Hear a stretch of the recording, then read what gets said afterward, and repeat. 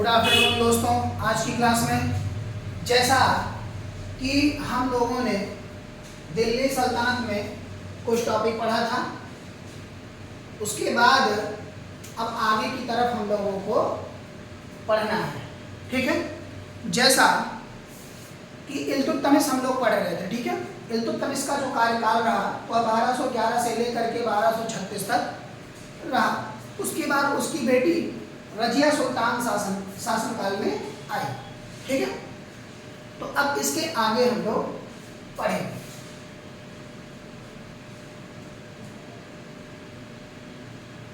History. ठीक है, दिल्ली सल्तनत हम लोग पढ़ रहे थे और दिल्ली सल्तनत में हम लोग पढ़ रहे थे इल्तुतमिश। कार्यकाल रहा 1211 से लेकर के 1236 ईस्वी तक। इनके कुछ बातों को हम लोगों ने जाना भी था। ठीक है, जैसा कि ये एक इल्बरी तुर्क थे, इन्होंने ही क्या किया था, ऐबक द्वारा रखी गई कुतुब मीनार की नींव को पूरा करवाया था इन्होंने ही। ठीक है, गुलाम का गुलाम इन्हें कहा जाता था। अब इसके आगे हम लोग जानेंगे। ठीक है, अगर हम इल्तुतमिश की सफलताओं पर बात करते हैं, जैसे हम लोगों ने पृष्ठभूमि पर पहली बार बात की थी, अब इल्तुतमिश की सफलता पर हम बात कर लेते हैं। ठीक है, जैसे क्या हुआ कि इन्होंने जब यहाँ गद्दी पर बैठे तो इन्होंने एक चालसा दल का गठन किया था। चालीसा दल का गठन किया था, जिसे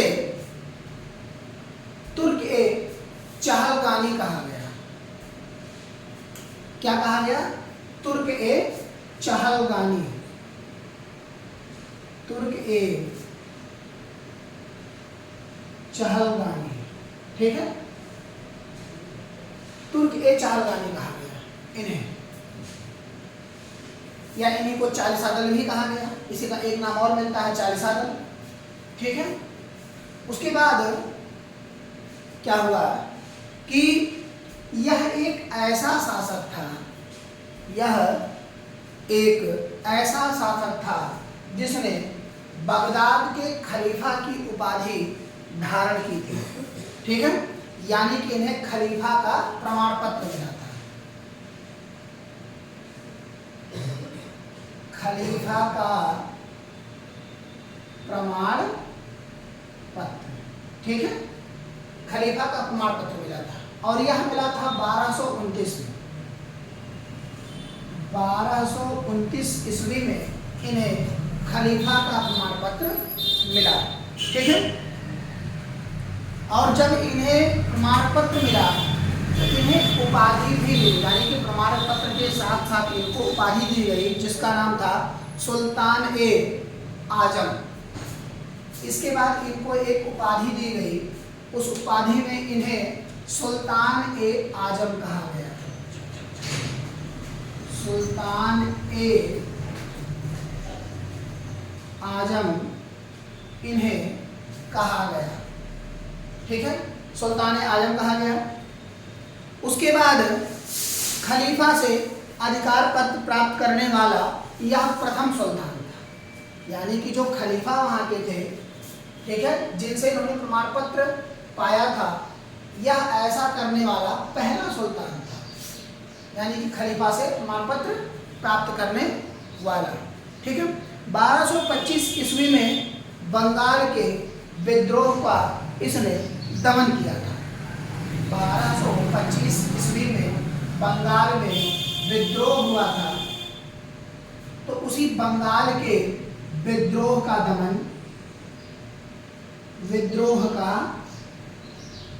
दमन इन्होंने किया था। इसमें इल्तुतमिश। ठीक है, इल्तुतमिश ने ही 1225 में क्या किया था, बंगाल के विद्रोह का दमन किया था। ठीक है, जब इल्तुतमिश ने दिल्ली सल्तनत की शासन प्रणाली को संभाला, ठीक है, यानी कि संगठित रूप से स्थापित किया। यानी कि दिल्ली सल्तनत में पहले तो ऐसे था नहीं कि शासक के रूप में इसने राजधानी को बनाया था दिल्ली में। राजधानी बनाने के बाद इसने क्या किया कि उसको सुसंगठित रूप से एक व्यवस्था के रूप में लागू किया, ठीक है। तो इसको संगठित करने का कार्य, यानी कि दिल्ली को संगठित करने का कार्य, संगठित करने का कार्य, ठीक है। एक तो तमिश ने किया, इसको कहने का कार्य यानी कि यह संगठित किया था, यह के.एम. निजामी ने बताया। के.एम. निजामी ने बताया, ठीक है। यानी कि हम कह सकते हैं इसमें के.एम. निजामी के अनुसार दिल्ली को संगठित करने का कार्य किसने किया था? इल्तुतमिश ने, ठीक है। यह एक ऐसा तुर्क था जिसने सबसे पहले अरबी भाषा के सिक्के चलवाए भारत। अरबी भाषा का सिक्का, भाषा का सिक्का चलाया, ठीक है। अरबी भाषा का सिक्का चलाया और चांदी का टंका व तांबे का जीतल जारी किया। चांदी का टंका तथा जीतल चलाया, ठीक है। चांदी का टंका तथा जीतल, यानी जीतल ये जो था यह तांबे का था। किसका? तांबे का, ठीक है। इल्तुतमिश ने ही कुतुब मीनार को पूर्ण करवाया।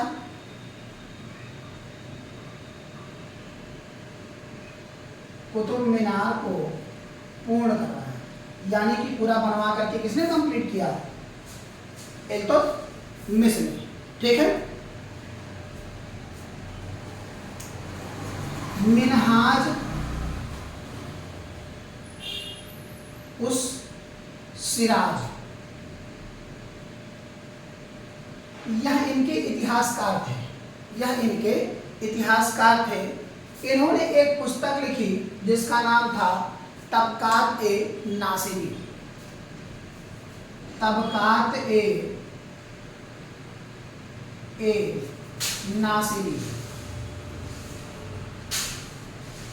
तबकात-ए-नासिरी नामक इन्होंने पुस्तक लिखी, ठीक है। इसने पहली बार अपने अंदर रख करके किसी सूबेदार को नियुक्त किया, जो कि उसने बिहार में एक सूबेदार को नियुक्त किया जिनका नाम था मलिक जानी। मलिक जानी, मलिक जानी को इसने सूबेदार नियुक्त किया, सूबेदार। और यह नियुक्त किया इसने बिहार में। कहाँ नियुक्त किया? बिहार में नियुक्त किया, ठीक है। तो ये आपके इल्तुतमिश समाप्त हो गए, ठीक है। अब इल्तुतमिश के बाद जो तीसरे शासक के रूप में आते हैं, जैसे कि इसने अपने शासन काल में ही दिल्ली को राजधानी बनाते समय तुरंत ही जो राजा का पद यानी कि खलीफा का पद था, जिससे यह राजा बनता था, उसको इनसे में वंशानुगत कर दिया। यानी कि हमारे बाद हमारे ही किसी संतान में से किसी को राजा बनाया जाए, किसी दूसरे को नहीं, ठीक है। तो इसकी एक बेटी थी जिसका नाम था रजिया सुल्तान। तो रजिया सुल्तान को ही इसने एक शासक के रूप में नियुक्त किया। जैसा कि एलिफिस्टिन के अनुसार कहा जाता है कि रजिया सुल्तान उस समय की सबसे बेहतर शासिका थी। अगर यह एक पुरुष होती तो एक बेहतर शासक के रूप में इन्हें इतिहास में जगह दे दिया जाता है, ठीक है। रजिया सुल्तान का कोई मुख्य कार्यकाल नहीं रहा, क्योंकि जब इसने अपने पद को ग्रहण किया तो इसने अपने एक सहपाठी को ही अस्तबल का यानी कि घोड़ों के देख रेख करने वाला नियुक्त कर दिया, जिनके कारण जो चालीसा दल थे जो इनके पिता द्वारा गठन किए गए थे, इन्हीं लोगों ने ही क्या किया, इनका विरोध कर दिया। ठीक है, जैसे इन्होंने पर्दा प्रथा को त्याग करके कुलाहा यानी कि कुबा और कुलाहा को पहन करके दरबार में आने का निश्चय किया, जो कि इन लोगों में यह मंजूर नहीं होता है। ठीक है, तो ये आप लोगों ने नोट कर लिया होगा। अब इसके बाद हम पढ़ेंगे रजिया सुल्तान को। ठीक,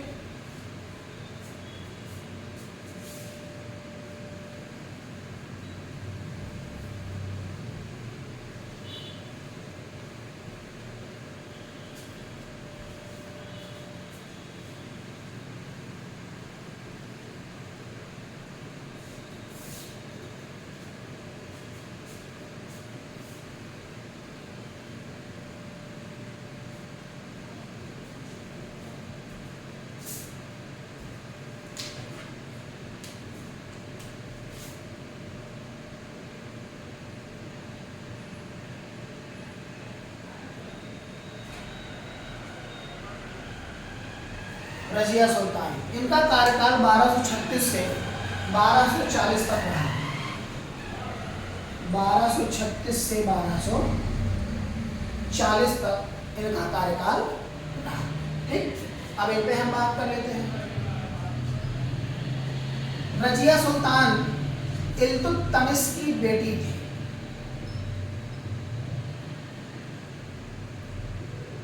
इल्तुतमिश की बेटी थी। ठीक है, और यह एक शासक के रूप में उस समय तत्काल में गद्दी पर बैठी। ठीक है, यह प्रथम महिला शासक थी।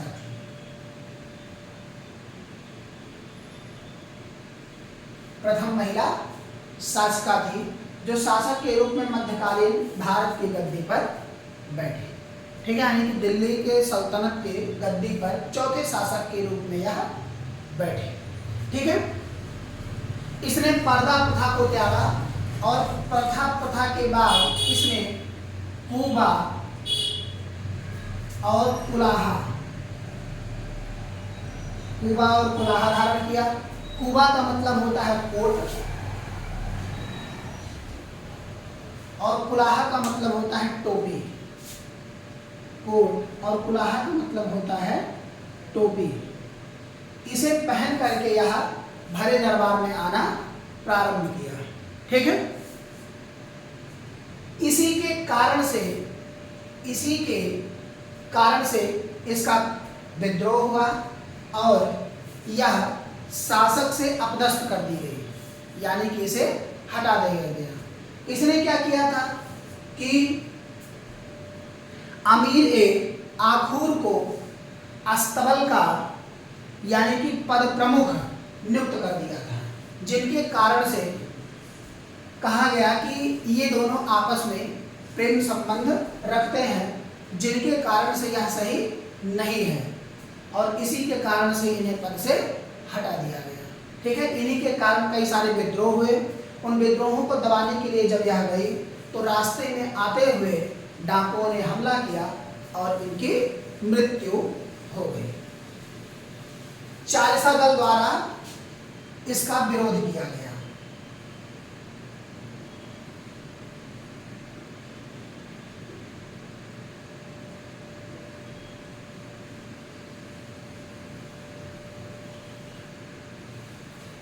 चालीसा दल द्वारा विरोध किया गया।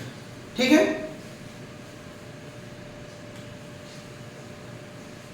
इसके बाद रजिया सुल्तान के बाद ही इसी के जस्ट बाद बहराम शाह को शासक बना दिया गया। ठीक है, अमीर ए आखूर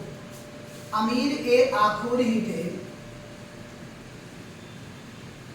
अमीर ए आखूर, जिन्हें अस्तबल का यानी कि अश्वशाला प्रमुख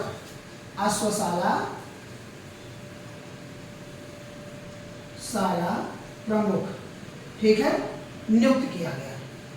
अश्वशाला प्रमुख नियुक्त किया गया। ठीक है। अब यही जो है जलालुद्दीन याकृत जो थे, इन्हीं के द्वारा ही वहां विद्रोह किया गया था, जिनके साथ को लेकर के दबाने के लिए यह पहुंची, यानी कि रजिया सुल्तान पहुंची। ठीक है। एफिलिस संगठन के अनुसार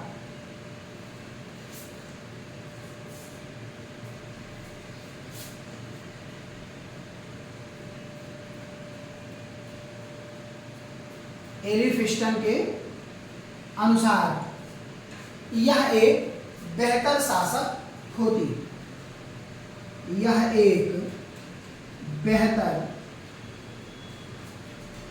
शासक होते अगर यह पुरुष होते तो, महिला नहीं। ठीक है। रजिया सुल्तान की हत्या 1240 में कर दी गई। 1240 में रजिया की हत्या कर दी गई कुछ लुटेरों द्वारा, यानी कि डाकुओं द्वारा। इनके बाद बहराम शाह को शासक बनाया गया, यानी कि रजिया सुल्तान के बाद बहराम शाह को शासक बनाया गया 1240 में। ठीक है। लेकिन यह भी एक सही शासक के रूप में नहीं आया, जिसको अवदत करके नसीरुद्दीन महमूद जो है शासक के रूप में बना, और इसी 1240 में ही। जैसे कि यह एक क्या था कि योग्य शासक नहीं था, ऊपर से इसको किसी भी प्रकार का कोई ज्ञान भी नहीं था, लेकिन फिर भी यह 6 वर्ष तक शासक रहा, 6 वर्ष तक शासक रहा। और 6 वर्ष के बाद इसको अपदस्थ करके ही नसीरुद्दीन महमूद ने इसे हटाया और खुद शासन अपने हाथों में लिया, यानी कि शासन अपने हाथों में ले लिया। ठीक है। अब इसके बाद जो हम लोगों को पढ़ना है वो है नसीरुद्दीन महमूद।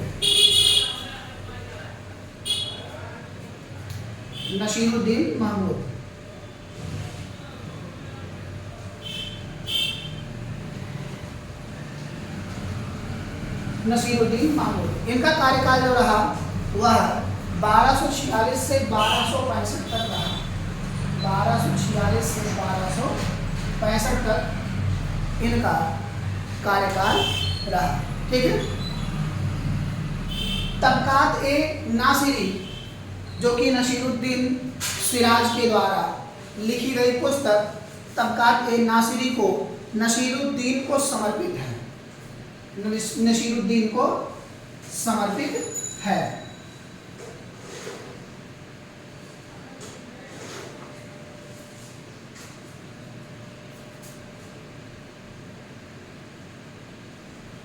तबकात ए नासिरी इन्हीं को ही समर्पित है। ठीक है। मिनहाजुद्दीन मुख्य काजी के पद को ग्रहण करवाया गया, यानी कि दिया गया। ठीक है। नसीरुद्दीन ने 1249 में बलबन को उलूग खां की उपाधि दी तथा बलबन को नायब ए मामलिकात का पद दिया। ठीक है। 1239 में, 1239 ईस्वी में। ठीक है। 1239 में बलबन को, गयासुद्दीन बलबन इनका पूरा नाम है, बलबन को उलूग खां की उपाधि दिया, उलूग खां की उपाधि तथा इन्हीं को मामलिकात का पद दिया गया। मामलिकात यानी कि सेना का प्रमुख, मामलिकात का पद।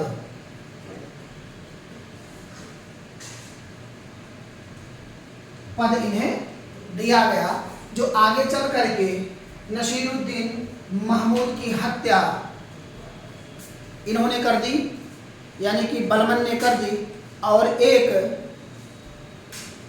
नए पृष्ठभूमि की तरफ हम लोग अब इसके बाद बढ़ेंगे और पढ़ेंगे हम गयासुद्दीन बलमन। ठीक है, तो आज की क्लास के लिए इतना ही, बाकी हम लोग कल पढ़ेंगे। धन्यवाद, और आप सभी लोग हमारे चैनल से जरूर जुड़ें और सब्सक्राइब करना ना भूलें। Thank you.